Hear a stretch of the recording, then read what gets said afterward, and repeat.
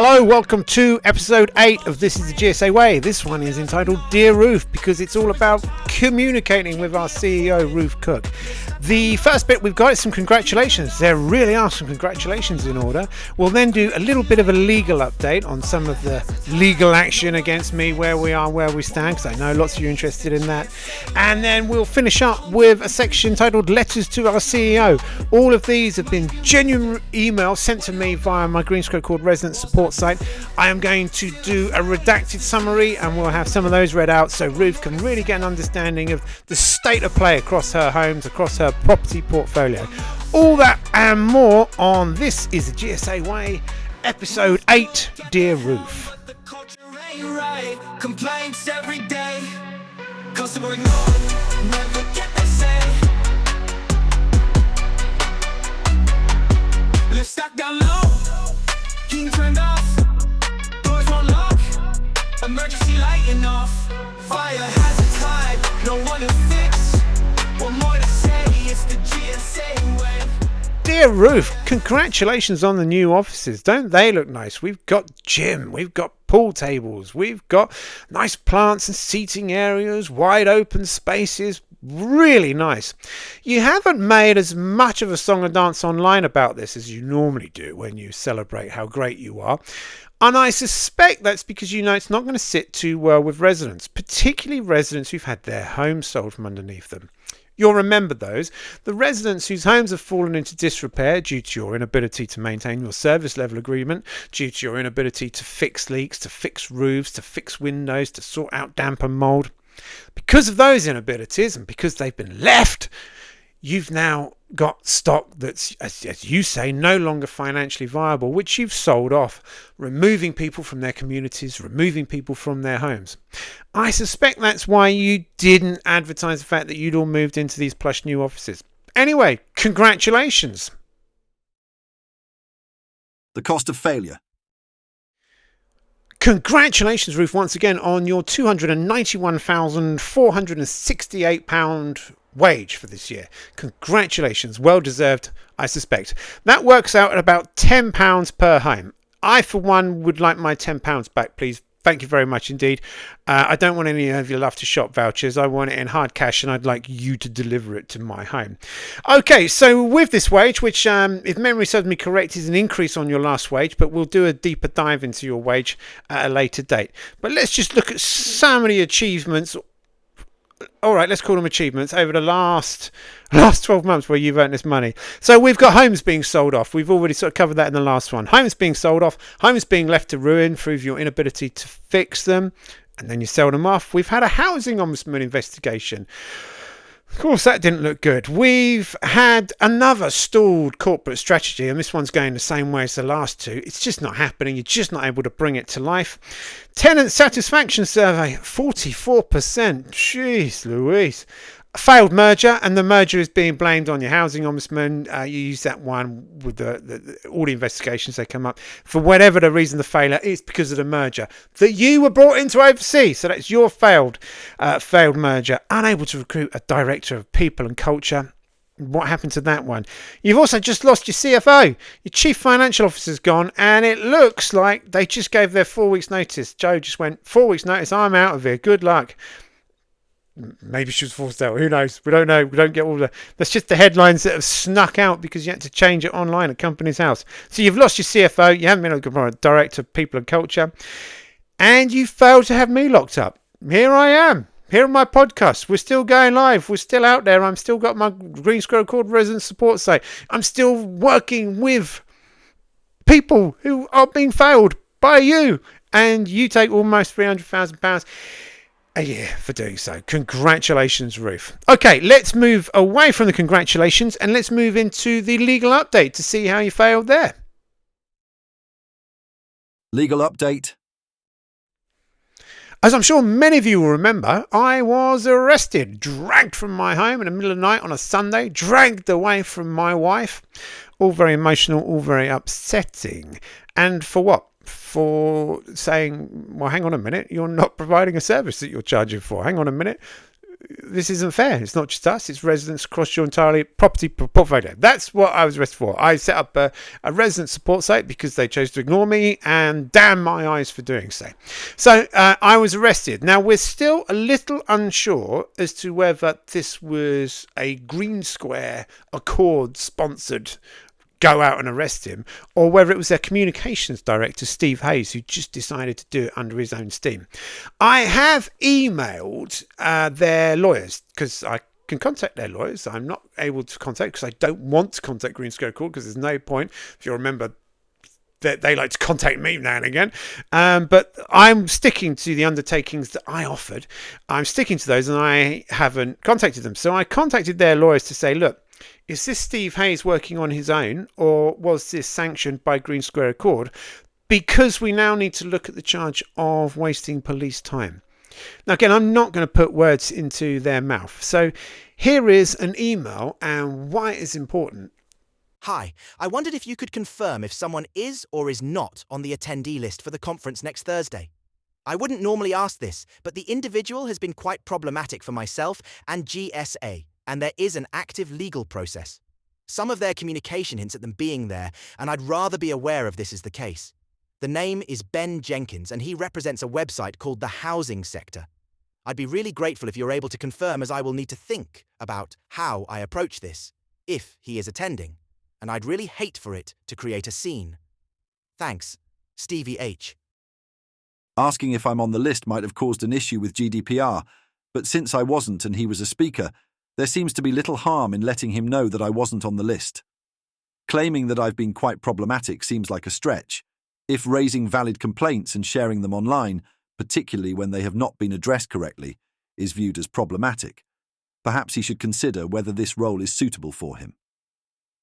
There is also the recurring mention of active legal process, which I have noted before as a common excuse used to dismiss my claims.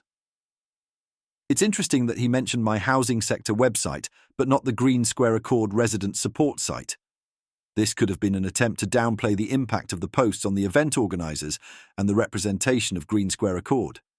He also suggested that he might not attend if I am present. This certainly gives the impression of someone trying to exert influence. Given that I was not on the list, and assuming the organisers communicated this to maintain their speaker, it seems likely that Steve Hayes would have been aware of my non-attendance. Therefore, his claim to the police about me stalking him at events was knowingly untrue. Okay, so the charge of wasting police time is up to 6 months or a fine. So there's very little evidence, and as we've now shown during that email, that he knew I wouldn't be there. So when he went to the police, or when GreenSquareAccord went to the police and said, he's stalking me at events, they knew it wasn't true. I can't talk too much more about it. I've probably already given too much away anyway, because the next step is now for me to sort of pursue my response to that. And there's certainly a charge of harassment in theory. So having failed twice in the courts to get the website taken down, to have me antisocial behaviours, that's all failed in the courts twice. And having failed in the latest charge of having me arrested and taken from my home, having all charges dropped there, we always wait for the next thing. And the next thing now is I had an email from Squarespace, who manage my website. They host it. I have the domain and I build the website through their platform. They've had an email saying, right, it's copyright infringement. Steve Hayes, again, we don't know. Again, I don't know if he's working on his own or if it's sanctioned by GreenSquareAccord, has gone, right, all of this is copyright infringement. All of this is, and it's all about the logo, basically. Now, this was, if any of you remember from the court incident, this was where the judge said, it's fair use. He's not infringing your copyright here. And the judge was one of 6 judges, if I remember rightly, who would be qualified to talk about copyright infringement and copyright law. And there was no case. There was no case there. So they are now going to Squarespace, and I've had to respond to Squarespace to say, no, this isn't copyright infringement. It's fair use. And I've had to complete a declaration that I'm telling the truth. And now I think if I don't know the correct procedure, but now that I've pushed back on that, it's up to Squarespace to now push back on either Steve Hayes or GreenSquareAccord to yet be established who's behind this, to say, well, now you've got to prove it. So we'll update you on that one, and that's currently where we are. But as they've already kind of failed in it, it seems a little bit... Anyway, the legal updates, remember, I've been saying for a while, the only reason that they keep using legal action is so Steve Hayes can say, oh, there's legal action pending. And of course, having done a subject access request, we've now got access to some of those emails. So let's have a look at another email exchange and give you some context behind that. Good morning. It has been brought to my attention that a GSA resident, Ben Jenkins, has now started his own YouTube channel called Housing Sector and is broadcasting a podcast on there to basically slander GSA and all of us who work here. I was of the understanding that some sort of injunction was granted against him because of his incessant behaviour and attitude against us. Please can this be looked into and escalated as required? Sorry if this should have gone to someone else. I thought I would start with you as it may have already been brought to your attention. Thanks. We can assume from its tone and nature that this was written by someone within the senior leadership team, or perhaps a board member, highlighting the concerns I've raised about them being too far removed from the day-to-day operations of their business. As of the date of this email, July 26th, I had released 5 podcasts, although GreenSquareAccord has been heavily featured, suggesting that they were set up to basically slander GSA and all of us who work here. This actually provides a deep insight into the egotistical and obtuse attitudes currently overseeing the operations of GreenSquareAccord. In these podcasts, I discussed why I chose to start a podcast, blocked sewage pipes affecting GreenSquareAccord residents in Oxford, censorship, virtue signalling regard to Pride Month, and I spoke with Shaq, who offered a thorough analysis of the housing commitments, or lack thereof, in the manifestos of the major political parties. I also raised questions about whether government funding was being exploited in a rush to build new homes, as well as instances where providers had to repay thousands due to overcharging rent and service charges. It's also noteworthy that had I slandered GreenSquareAccord, they would have taken me to court. As I've alluded to before, I suspect the senior team is out of the loop. The fact that the author believed some sort of injunction was granted shows how little they understand the expensive and frivolous nature of their lost legal action. Perhaps my behaviour wouldn't be incessant had GreenSquareAccord functioned as a credible housing provider. This would have undoubtedly shaped my attitude toward them differently. Still, it's concerning to see a resident being described in this way, which sheds light on the true culture at play in the not-so-hallowed halls of GreenSquareAccord HQ. Here was the reply. Hi, thank you for your email. I will pass this on to Steve Hayes as I know that he is aware of the podcast and he has had a couple of them removed from YouTube already. He also knows more about the injunction and what BJ is and isn't allowed to say about us. Steve is on annual leave today, but he will get back to you early next week. Thank you for flagging this to us. Steve had tried to have the podcast removed, but I kept appealing. YouTube would then reinstate it, and then GreenSquareAccord would use another email address to make a different claim. I would appeal again, and YouTube would reinstate it once more. As shared in a previous podcast, Housing Sector Podcast Episode 2, I eventually stopped appealing and moved the content to my site. Due to the attention it gained from GreenSquareAccord desperately trying to censor it, my first podcast had huge numbers. With regard to what I was and wasn't allowed to say, there isn't anything I'm restricted from saying. There was no injunction. Okay, so there's that email. So there we go. Now, as I say, we have issued trying to find out if this is GreenSquareAccord or just Steve Hayes. I have got other subject access requests out, and that information's coming in. So we're going to do a whole lot. So a lot of what I've said has now been proven correct. Obviously, I couldn't say it until I had the proof. Now I've got the proof. There'll be an episode coming up in which we look at some of these internal emails that I've got, and some of them are third parties, and we can pull it together to get a concise sort of string, like a timeline of events, if you like. And as soon as I hear back from their lawyers, I'll let you know if it's Steve Hayes or if it's GreenSquareAccord that I will now be looking to sort of respond to, be it that for harassment, waste of police time, or slander. No, it's libel if they put it in print. So libel. That's what I'll be looking to do. And all of that will be updated as and when I've got it. Okay, so that's the legal update. What you will be liking to hear, or you might be liking to see, I have requested all the arrest footage. So you can see what happens when you dare to stand up to GreenSquareAccord, when you dare to say, this isn't fair, this isn't right, this is what happens. I will have the arrest footage, we'll have the interview footage, basically all the footage that the police captured from the arrest. So from the time they knocked at the door, any communications they've had, I believe.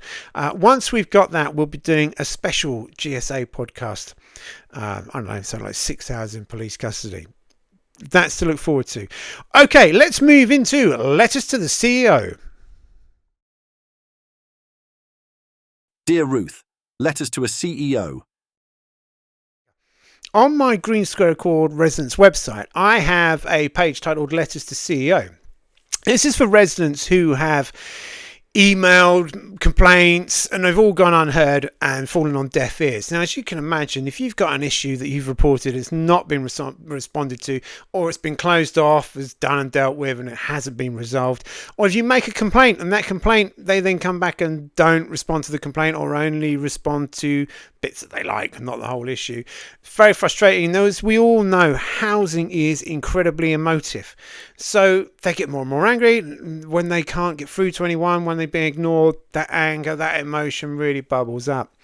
So a lot of these emails that come through to my website are incredibly emotive, and they tend to be quite ranty. You are rubbish, you've done this, you've ignored that, you've affected my mental health, and people are very upset by them. Now, the reason I set this up was that email, that type of email, is so easy to ignore. It's someone being abusive, it's someone ranting, because people will put emotive language in there. They're bound to. And it's up to housing providers to go, okay, let's try and get to the nugget. Let's remove some of the emotion, try and get to the nugget. And of course, many don't. And GreenSquareAccord don't. They just ignore it, dismiss it, or label it as abusive and handle it that way. So what I used to do was I would take this information, I would take this email, and then I would rewrite it into a constructive way. And I would give it back to them. I used to forward onto GreenSquareAccord with the person on copy saying, can you contact this person? After the court hearings where I said, look, they're not responding to me, so there's no point in me contacting them. I can happily say I'm not going to contact them again, and I will channel it and through, put it all online, which is what I've done. It's the big hurdle that they didn't secure. So I would signpost. We've agreed, me and GreenSquareAccord in court agreed that I could signpost residents. So I would rewrite that email for them. I would then tell them, send it here, send it to there, send it there, and here's your MP. Put your MP on copy, and it might be worth putting local press on copy. So I get that, and then people send it, and then they get the proper response that it deserves. Now, at the beginning, this is a great way for me to understand the issues that it wasn't just us Oxford issue. It wasn't just GreenSquareAccord unable to manage one block of flats, my block of flats. This was a systemic failings, and this highlighted all the failings across their property portfolio and a lot of repeat failures. You could spot the trends. They're not very good at dealing with this. They're unable to deal with that. Grounds maintenance, for example, damp and mold, windows. Anyway, it was all the same issues.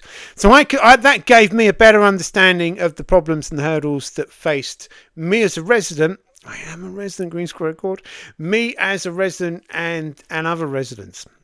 Now, with the advent of AI, and as this traffic has increased, my website gets more traffic.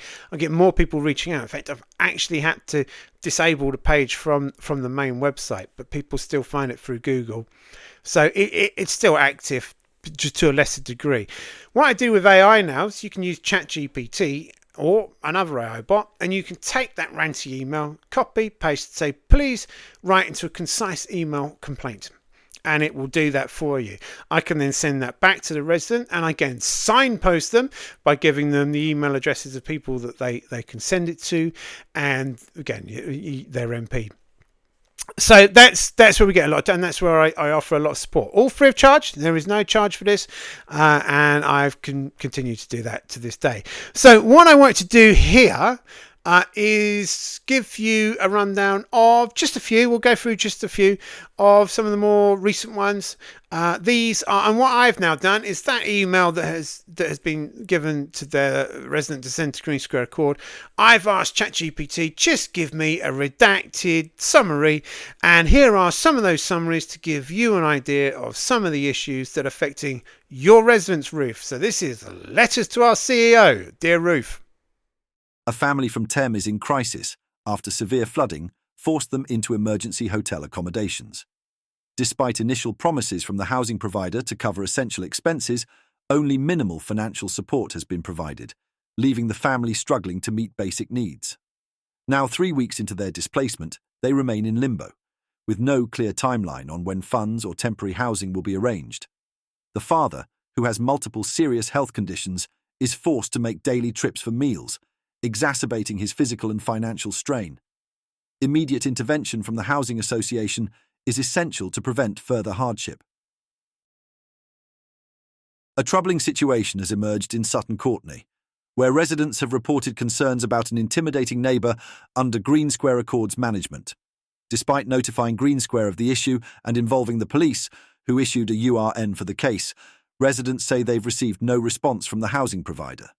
They further report that the resident in question has a history of violent incidents, including a recent assault charge.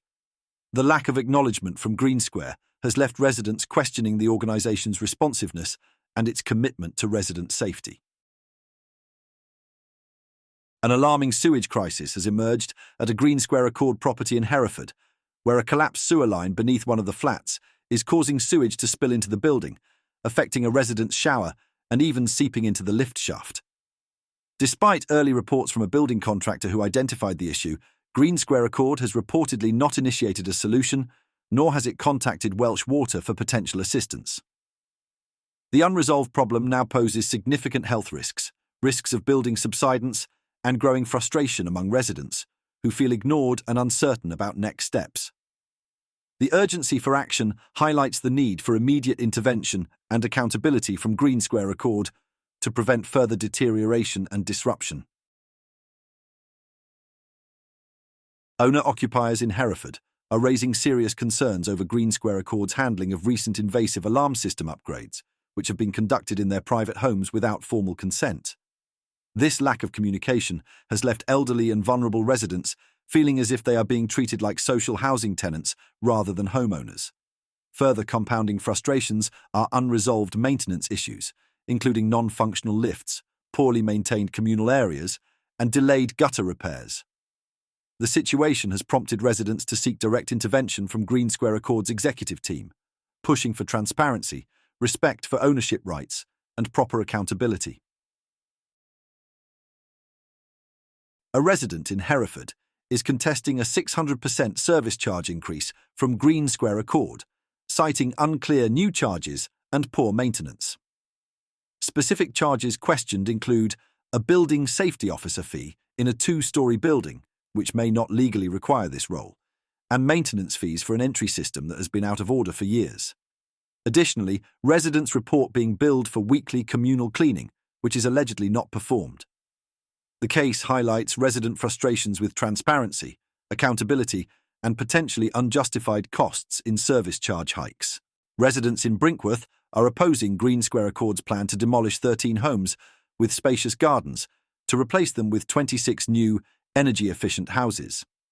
They argue that these developments disrupt established neighbourhoods and harm local wildlife habitats. Concerns are rising that these actions, while presented as environmentally conscious and non-profit, may prioritise financial gain over community well-being and environmental preservation. The situation highlights the struggle residents face in preserving their communities against large-scale redevelopment efforts by housing associations.